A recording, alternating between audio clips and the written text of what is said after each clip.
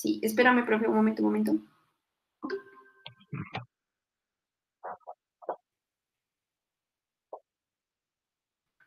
Es que está como cargando las últimas.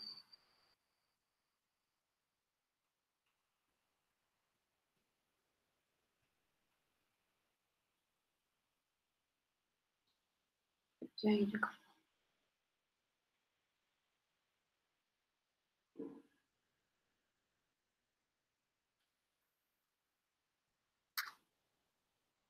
Yo creo que ya, profe. Es que se demora en cargar un poquito.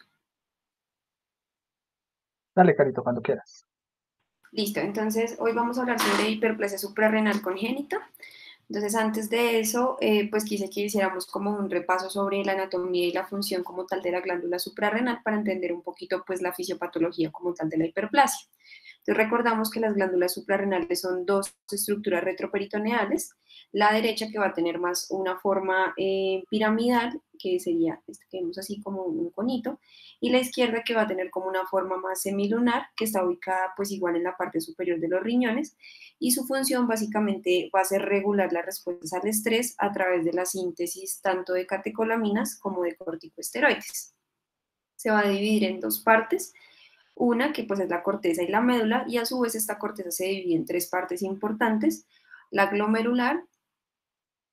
la fasciculada, que es la más grande, y la reticular, y pues este pedacito que sería la médula. Entonces, vamos a hablar como de cada una de ellas, porque cada una cumple una función diferente. Entonces, en cuanto a la glomerular, tenemos que es una capa delgada de células que está situada acá inmediatamente debajo de la cápsula, más o menos es como el 15% de la corteza. Las células, digamos que de esta zona van a secretar como tal mineralocorticoides, como la aldosterona, la desoxicorticosterona, la vasopresina, en respuesta a un aumento de los niveles de potasio y al descenso del flujo de sangre a nivel renal. Las células justaglomerulares y maculares que pues están a nivel renal, a nivel de la nefrona como tal, van a permitir que se libere pues renina que por medio de la angiotensina va a cambiar ese angiotensinógeno en angiotensina, de angiotensina a angiotensina 1 y por medio de la enzima convertidora de angiotensina va a pasar de angiotensina 1 a angiotensina 2. Esa angiotensina 2 va a permitir que se estimule esta aldosterona, que su órgano blanco, como les decía, pues va a ser el riñón, y esta por medio de la bomba sodio-potasio ATPasa va a activar un canal que se llama ENaC, que significa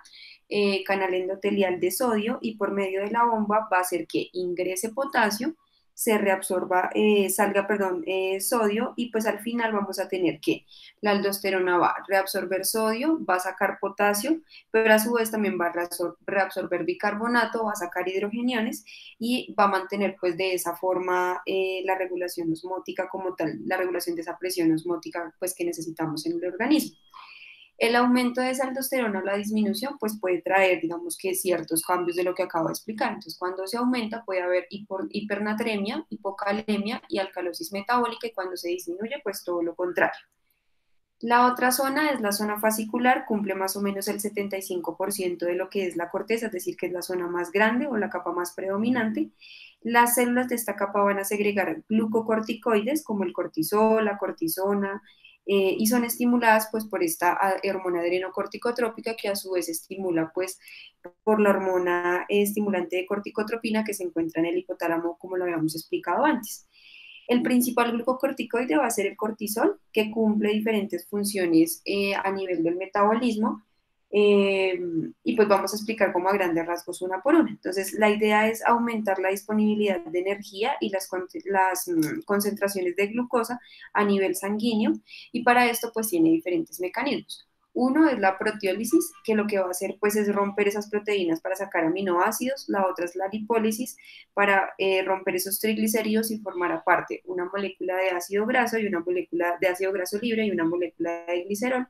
Estimular asimismo entonces la gluconeogénesis usando estos sustratos para formar glucosa a partir pues de una nueva fuente. Actúa también como antagonista de la insulina e inhibe su liberación, lo que va a producir pues que haya una disminución como tal en la captación de glucosa pues a nivel de los tejidos. Puede también disminuir la función de los osteoclastos, puede disminuir la recaptación de calcio, disminuir la absorción de calcio a nivel intestinal y pues con esto generar osteopenia. Puede disminuir los fibroblastos, eso pues alterando la cicatrización, haciendo que la piel sea mucho más delgada, que se formen estrías y que haya pues también formación de petequias.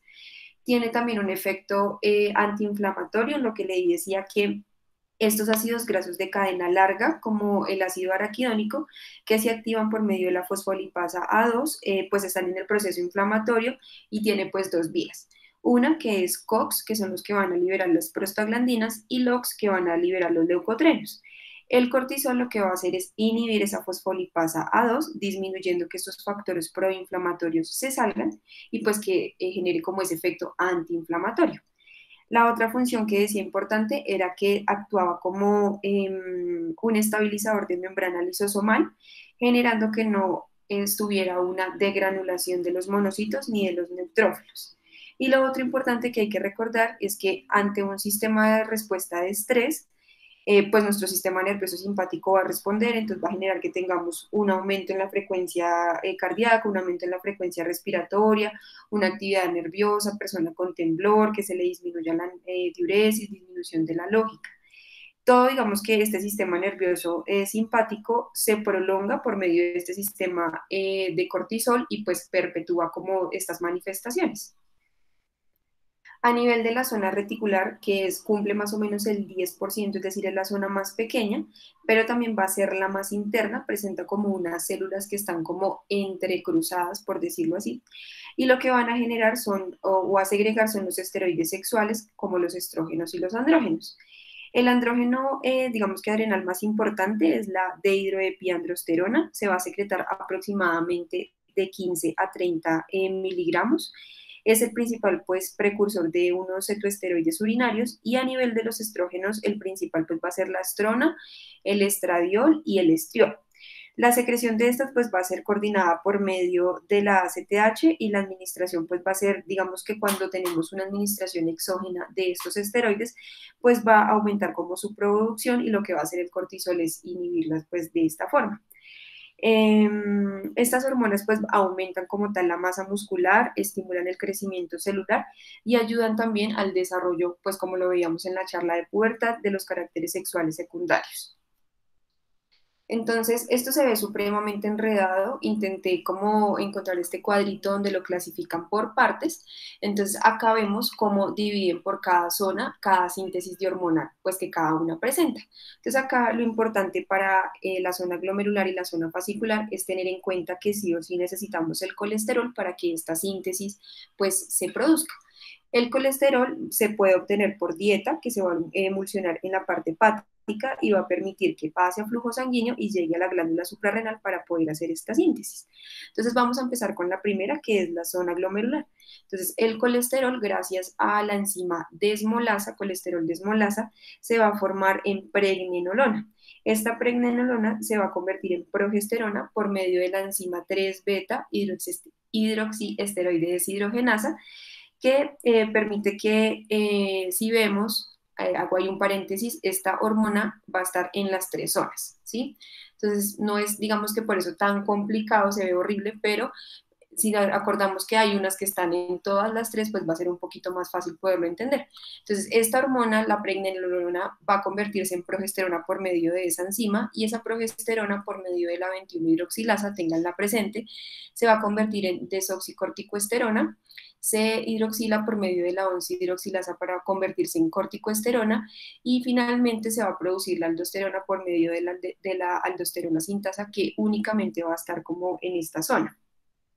En la zona fascicular, que pues es la que secreta la parte de los glucocorticoides, si vemos entonces tenemos la misma, digamos, inicial que es el colesterol, con la misma colesterol desmolasa, hasta ahí estamos igual que en esta misma cadena. La diferencia va a estar que esta colesterol desmolasa cuando forma la pregnenolona puede hacer una segunda vía por medio de la 17-alfa hidroxilasa formando 17-hidroxipregnenolona. Esa 17-hidroxipregnenolona por medio de esa 3-beta hidroxisteroide deshidrogenasa que les decía que estaban todas, va a formar la 17-hidroxiprogesterona, Acá nuevamente actúa la 21-hidroxilasa formando desoxicortisol y esa por medio de la 11-hidroxilasa forma el cortisol como tal. Si siguiera por esta vía, si vemos acá, es la misma, pero no va a formar aldosterona porque ya decíamos que la aldosterona sintasa únicamente va a estar presente en la zona glomerular. Esta 17-hidroxiprenolona a nivel de la zona reticular por medio de la 17-20 liasa va a formar dehidroepiandrosterona y esa dehidroepiandrosterona por medio de la 3-beta-hidroxiesteroide deshidrogenasa va a formar androstenediona para así pues, permitir la formación de testosterona y de estradiol como tal, de estrógenos. Entonces, pues acá tenemos, si tenemos pues como todas estas hormonas y esta síntesis normal, ¿qué pasa si tenemos una disfunción hormonal o una disfunción como tal de las enzimas? Entonces vamos a empezar a hablar propiamente de lo que es la hiperplasia suprarrenal congénita.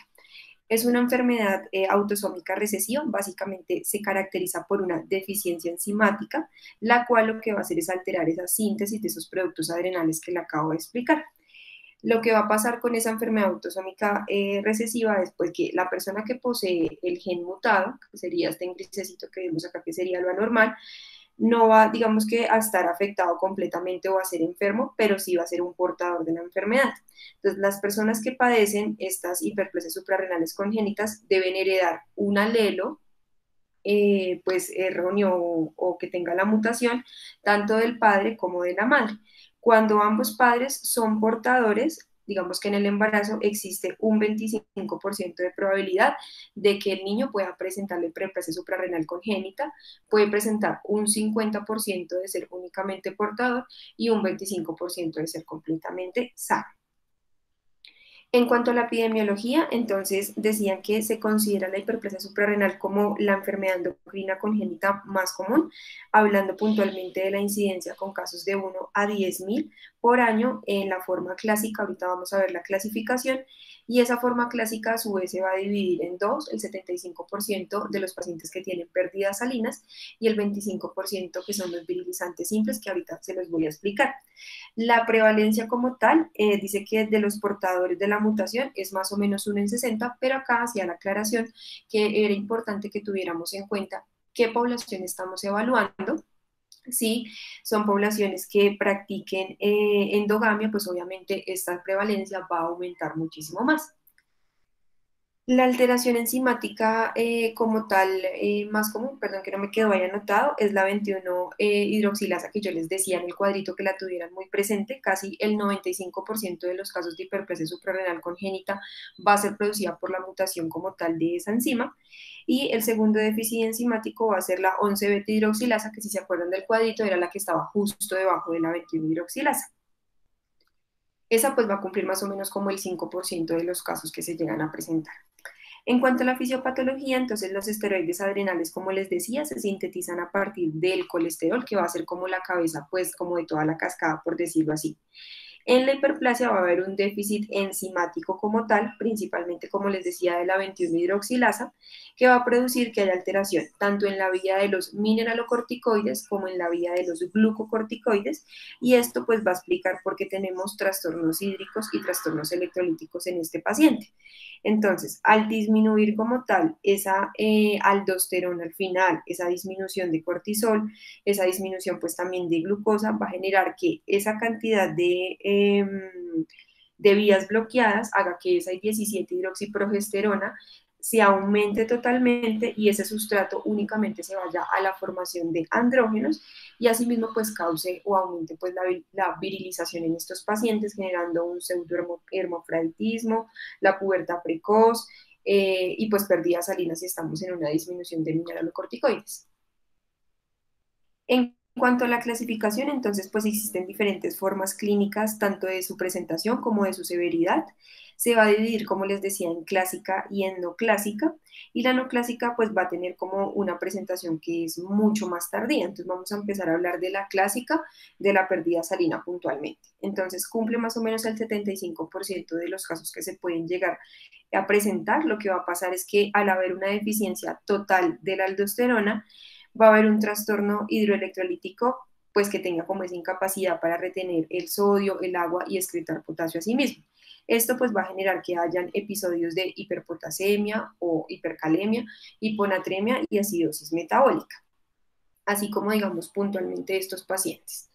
La virilización, que cumple más o menos el 25%, va a ser evidente al momento del nacimiento. Se cree que se llega a presentar una alteración en la morfogénesis genital a causa de ese hiperandrogenismo que se genera pues en el feto, y es importante recordar pues que esto lo vamos a ver más o menos desde la 7ª semana de vida uterina. Entonces, en las niñas se presenta virilización de los genitales externos en diferentes grados, y para eso pues se evalúa por medio de esta escala de Prader. Entonces acá lo tenemos, esa escala de Prader se va a dividir en 5 grados. La primera va a ser la clitoromegalia sin fusión como tal de los labios. La segunda, sería como esta que vemos por acá, va a ser la fusión posterior de los labios. La tercera va a tener mayor clitoromegalia, pero digamos que se puede observar el orificio como tal urogenital o más formado, por decirlo así, y puede tener una fusión de labios que esté mucho más completa. Puede haber un clítoris a nivel del grado 4, un clítoris que se vea fálico. Eh, y de acá también decía que la fusión labial ya iba a estar completa. Y del 5.º grado decía que el clítoris ya parecía o tenía forma peneal o pues de pene. El orificio uretral iba a estar por dentro como tal de esa punta como tal del falo, y los labios iban a estar totalmente unificados, haciendo como un espectro como si fuera de escroto, por decirlo así, asociando pues que se confundiera y se pudiera como disociar ese sexo en el momento en el que naciera pues los pacientes. En los niños como tal, entonces puede, digamos que sí es mucho más difícil de identificar en lo que leí, porque la enfermedad, a pesar de que lo descubrimos pues al nacimiento, los signos son muy sutiles, y lo que vamos a ver es una hiperpigmentación como tal melánica a nivel pues escrotal, sin tener en cuenta pues la parte racial, y esto se va a hacer porque hay como un aumento o una estimulación mejor de la hormona melanocítico estimulante. Y a nivel del pene es un poco más grande de lo normal, pero pues no es algo que a los padres les genere como inquietud, o que al examen físico, digamos que en el momento del nacimiento pueda pasar como, pues como algo muy, muy inquietante como en las niñas. En la forma no clásica, entonces, pues tenemos que estos pacientes presentan concentraciones normales de cortisol, va a haber un exceso de andrógenos, pero en este no va a haber una deficiencia de aldosterona. Las manifestaciones clínicas aparecen en cualquier momento de la vida, por eso al comienzo les decía que tenía como esa apariencia tardía, que pues, no podemos saber pues que el niño tiene esta deficiencia como tal de la enzima hasta que ya empieza a presentar esos cambios a nivel pues del examen físico. Entonces decía que puede generar esa pubertad precoz con presencia de vello púbico, vello axilar, el olor apocrino que lo veíamos en la charla de pubertad, en las niñas, como les decía, a los 8 años, y en los niños más o menos a una edad de 9 años. Puede haber hirsutismo en las niñas, sobre todo cumpliendo un patrón marcado como de distribución de vello masculino. Puede haber hipertrofia de clítoris, puede haber también una aceleración de la velocidad de crecimiento, y puede haber una maduración ósea por un cierre temprano a nivel epifisiario, eh, haciendo pues obviamente que se genere una talla baja. En los hombres como tal decía que podía generarse alopecia, podía generarse oligospermia e infertilidad, pero pues que esto ya se iba a ver más en adolescentes hacia la adultez que se pudiera diagnosticar. Este cuadrito me pareció chévere porque no solamente digamos que resume como lo que hemos explicado del fenotipo de estos pacientes, sino que me parece importante por la parte de pues de los niveles que debemos tener en cuenta. Entonces la aldosterona en la pérdida salina, como les decía, va a estar disminuida, la renina va a estar aumentada, el cortisol va a estar disminuido, y el crecimiento pues puede estar de menos a -3 desviaciones estándar. La aldosterona en los virilizantes simples está completamente normal, la renina puede estar normal o ligeramente aumentada, y el cortisol está aumentado. Y en las que son de forma no clásica, todo aparentemente es normal, pero lo que sí vamos a tener es que hay que vigilar esa velocidad de crecimiento, que no empiece a disminuir o a quedarse pensando que es que va a tener una pubertad un poco demorada, sino que se está ya quedando como tal en la curva de crecimiento. En cuanto al diagnóstico, entonces digamos que para el abordaje inicial, lo principal es hacer un examen físico que sea completo. Debemos solicitar siempre cariotipo, y Ante esto, siempre evaluar también los antecedentes familiares, si hay consanguinidad, si hay casos previos en la familia que puedan presentar la enfermedad, o si hay pacientes, padres, perdón, con muertes de primera infancia que se hayan estudiado, que estén ahí como inconclusas, también hay que tenerlo en cuenta. ¿Qué debemos medir? La 17-hidroxiprogesterona, la androstenediona, la testosterona, el cortisol, la hormona adrenocorticotrópica, toda la parte del ionograma, el equilibrio ácido-base y la renina. Entonces, lo que decía es que se puede realizar como un tamizaje, por decirlo así, neonatal, que se hace como en un filtro de papel, hagan de cuenta como la hojita en la que toman el TSH neonatal, y ese filtro de papel nos puede medir la 17-hidroxiprogesterona. Si ese papelito sale completamente positivo, que se puede hacer en las primeras 48 horas de vida, se puede como tal tomar o confirmar con una prueba realmente en suero y eh,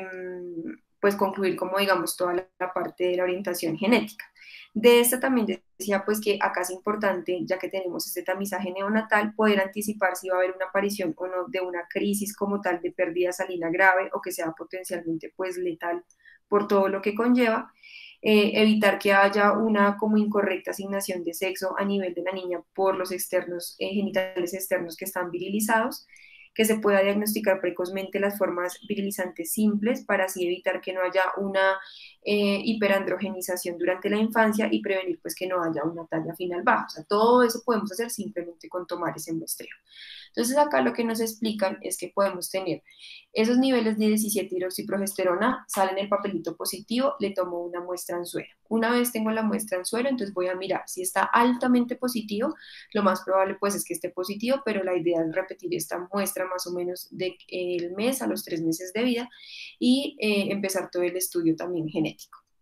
Si la 17-hidroxiprogesterona está ligeramente aumentada, repetimos la muestra. Si está normal, digamos que podríamos descartar la patología, pero decía que era importante que pues obviamente se estuviera vigilando todo lo de la velocidad de crecimiento y los signos de pubertad precoz en este paciente. Si tenemos una 17-hidroxiprogesterona que sigue estando ligeramente elevada, pero es un paciente que está completamente asintomático, entonces vamos a evaluar que tengamos una anamnesis o una historia clínica pues completa, donde tengamos 17-hidroxiprogesterona, un equilibrio ácido-base, toda la parte del genograma, los valores de la renina plasmática y el estudio genético. Pero también tenemos que tener en cuenta, comprobar cuál es la edad gestacional de nuestro paciente, cuál fue su peso al nacer, porque por eso también puede haber como falsos positivos del reporte como tal de la muestra, y con esto pues hacer como el seguimiento hasta que tengamos una normalización de la muestra. Entonces, si hacemos todo esto y le hacemos seguimiento a nuestro paciente y la 17-hidroxiprogesterona está elevada, pero los electrolitos también están alterados y el estudio genético nos habla de que tiene una 21-hidroxilasa, estamos ante una pérdida salina, debemos iniciar tratamiento y pues hacer un diagnóstico genético como tal familiar. Si la 17-hidroxiprogesterona está elevada, pero electrolitos están normales, no tenemos alteración en el equilibrio ácido-base, estamos ante una alteración virilizante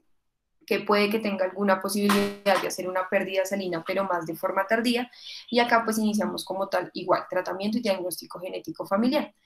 Y en cuanto a la 17-hidroxiprogesterona que esté transitoriamente elevada, vamos a vigilar lo que les decía del peso del nacimiento, si hay bajo peso, si es un paciente prematuro, si la toma de la muestra fue tomada precozmente, es decir, tenemos que tener en cuenta esas 48 horas de vida, o si el recién nacido nace con alguna patología, trastorno respiratorio, hipoglicemia, puede falsear o puede darnos pues como tal una respuesta o un valor alterado a este diagnóstico. ¿Listo? En cuanto a esto pues que veíamos era el diagnóstico como tal en el momento del nacimiento. En el diagnóstico pediátrico o en esos diagnósticos tardíos de las formas no clásicas, acá lo importante es tener todo el seguimiento del examen físico, vigilar las curvas de crecimiento, todas las que se tengan, tener las tallas medio parentales, o sea, todo lo que hemos resumido de las charlas anteriores, lo vamos a hacer completo y vamos a evaluar la maduración ósea por medio de un carpograma, acuérdense que es la radiografía de la mano no dominante, básicamente porque se cree que en esa mano no dominante hay menos riesgo de que hayan fracturas o lesiones que puedan acortar como tal el tamaño óseo y nos pueda dar una edad ósea, digamos, como falsa. Entonces, una vez tenemos esa radiografía de mano, podemos calcular esa edad ósea. Si está normal o retrasada, vamos vamos a esperar? La velocidad de crecimiento, maduración ósea, y pues acá evaluamos otros diagnósticos que no entraría pues en esta parte de la hiperplasia. Si está acelerada esta maduración ósea, vamos a evaluar la 17-hidroxiprogesterona con un estímulo también de la hormona adrenocorticotrópica. Evaluamos el resto de los esteroides, la dehidroepiandrosterona, la testosterona, la androstenediona, y vamos a ver cómo están esos valores. Si están completamente normales, decía que debíamos pues mirar otros diagnósticos, pero también podríamos hacer un tamizaje de 3 a 6 meses para mirar cómo se encuentran esos valores. Pero si inmediatamente vemos que está alterado, tomamos el estudio genético, vemos la alteración de la mutación a nivel de la 21-hidroxilasa e iniciamos tratamiento y estudio genético tanto para el paciente como para la familia. En cuanto al tratamiento, entonces acá nos decía pues que podíamos dividir el tratamiento tanto en la parte de glucocorticoides como en la parte de mineralocorticoides. Entonces acá era importante porque decía que esa terapia de reemplazo hormonal podía disminuir como tal los síntomas, normalizar como tal esa velocidad de crecimiento, la tasa de maduración esquelética, hacer alcanzar pues digamos que una pubertad en el momento adecuado o pues a un menor como tiempo que no fuera como tan espaciado, regular en las mujeres los ciclos menstruales, tanto adolescentes como ya mujer adulta, y alcanzar unas tasas de fertilidad que fueran óptimas. El tratamiento de elección a nivel de glucocorticoides va a ser la hidrocortisona en estos pacientes que son perdedores de sal. Entonces lo que nos decía era que la dosis podía variar un poquito según la etapa que estuviéramos pues vigilando de nuestro paciente. Siempre en los neonatos, digamos que la dosis va a ser un poco mayor, pero luego hacia más o menos los 18 o 2 años de edad vamos a intentar regular una dosis para no tener unos efectos tardíos de estos corticoides que son malos. Y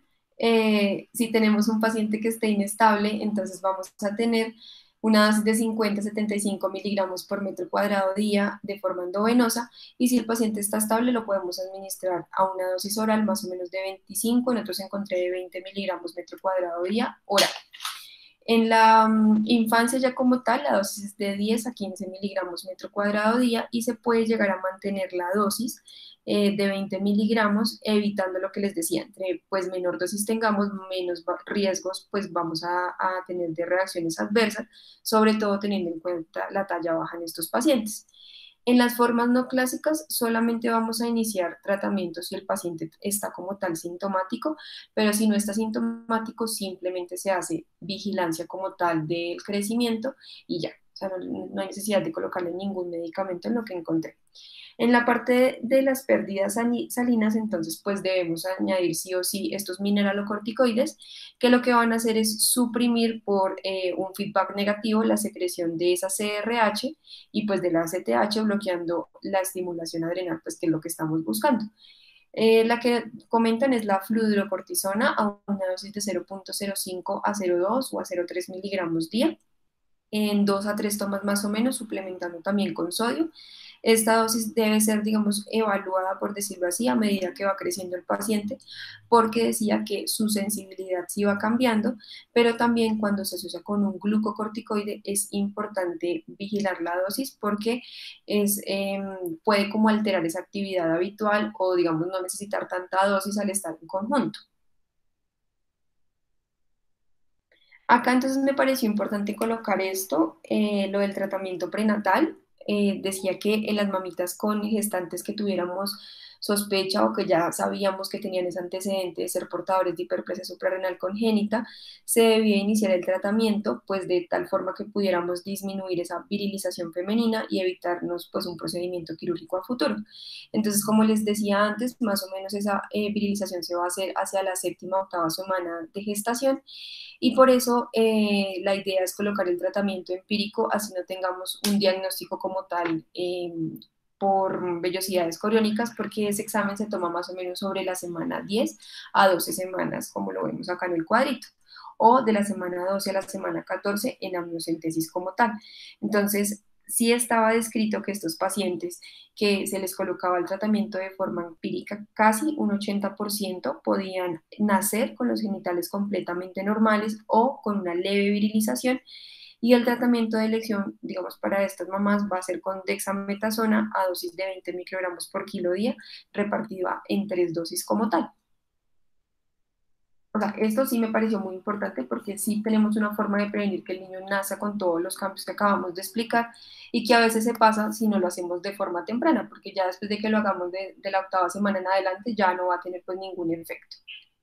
En cuanto al tratamiento quirúrgico, entonces la idea es hacer, primero tener un cariotipo que nos confirme que es 46XX, tener una ecografía abdominopélvica que nos diga que los ovarios, el útero, las trompas son completamente normales y que pues a futuro van a tener un desarrollo adecuado. Y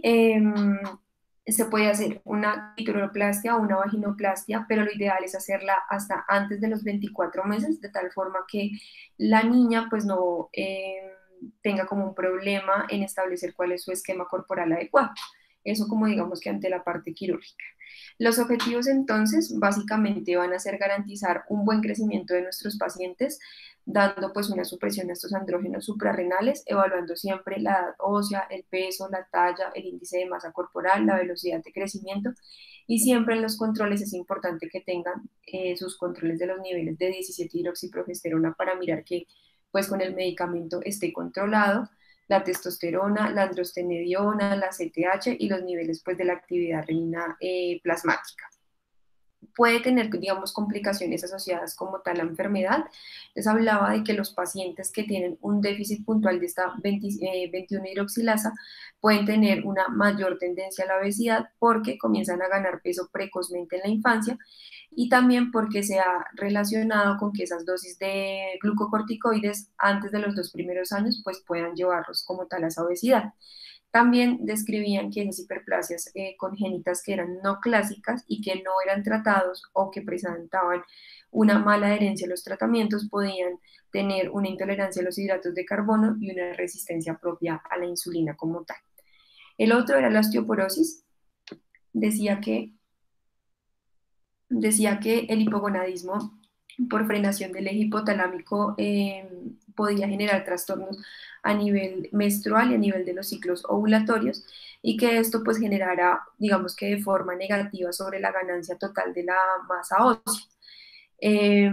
lo otro importante que decía acá es que los glucocorticoides tenían como un plus porque sí podían generar como un factor protector en cuanto a esta masa ósea, pero obviamente pues sí se trataba a tiempo y a las dosis adecuadas y era importante que vigiláramos esa velocidad de crecimiento lineal porque a pesar de que no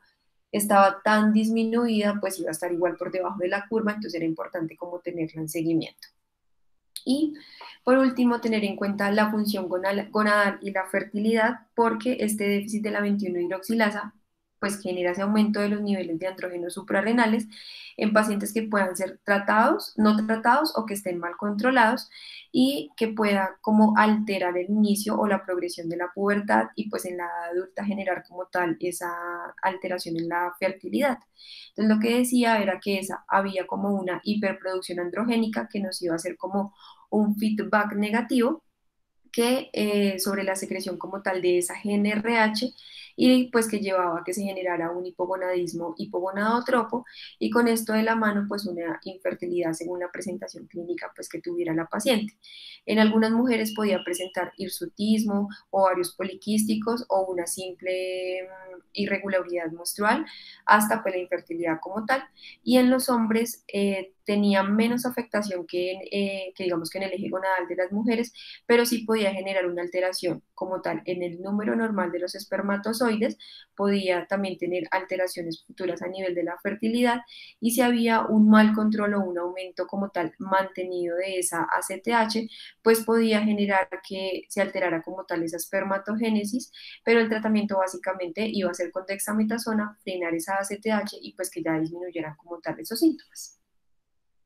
Y ya, muchas gracias.